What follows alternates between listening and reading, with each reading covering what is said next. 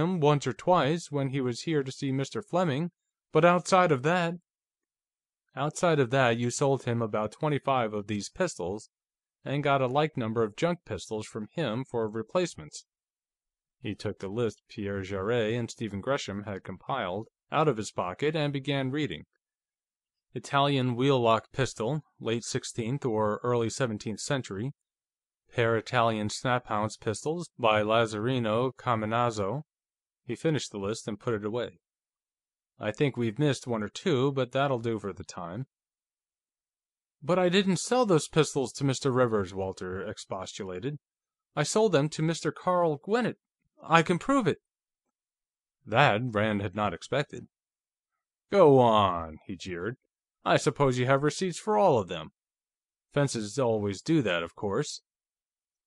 "But I did sell them to Mr. Gwinnett. I can take you to his house if you get a search warrant, and show you where he has them hidden in the garret. He was afraid to offer them for sale until after this collection had been broken up and sold. He still has every one of them."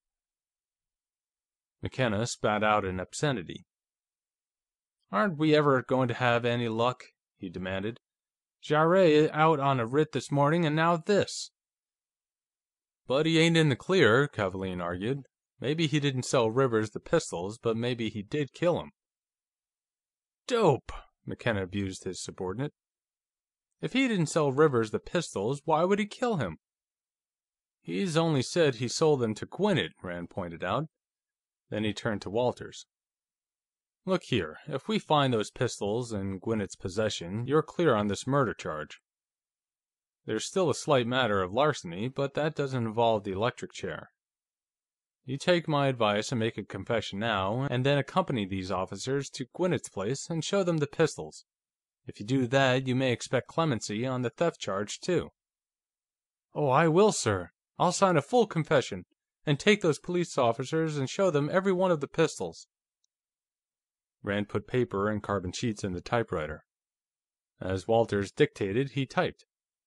The butler listed every pistol which Gresham and Pierre Jarrett had found missing, and a cased presentation pair of .44 Colt 1860s that nobody had missed.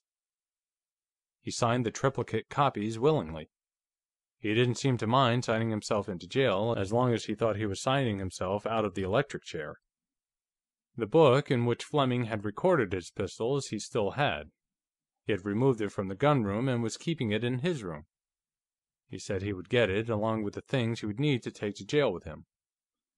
When it was finished, they all went down the spiral stairway into the library. Nelda was standing at the foot of it. Evidently, she had been listening to what had been going on upstairs. "You dirty sneak!" she yelled, catching sight of Walters. "After all we've done for you, you turn around and rob us. I hope they give you 20 years." Walters turned to McKenna. "Sergeant, I am willing to accept the penalty of the law for what I have done, but I don't believe, sir, that it includes being yapped at by this vulgar bitch." Nelda let out an inarticulate howl of fury and sprang at him, nails raking. Corporal Kavaalen caught her wrist before she could claw the prisoner. "That's enough, you," he told her. "You stop that, or you'll spend a night in jail yourself." She jerked her arm loose from his grasp and flung out of the library. As she went out, Gladys entered. Rand, who had been bringing up in the rear, stepped down from the stairway. "He confessed," he said softly. "We had to bluff it out of him, but he came across. Sold the pistols to Carl Gwinnett. We're going now to pick up Gwinnett and the pistols." "I'm glad you found the pistols," she told him. "But what are we going to do over the weekend for a butler?" Rand snapped his fingers. "Damn it, I never thought of that!" He allowed his brow to furrow with thought. "I won't promise anything, but I may be able to dig up somebody for you, for a day or so.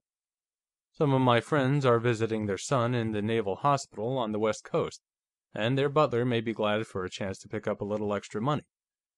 Shall I call him and find out?" "Oh, Colonel Rand, would you? I'd be eternally grateful." It was just as easy as that. End of chapter 17.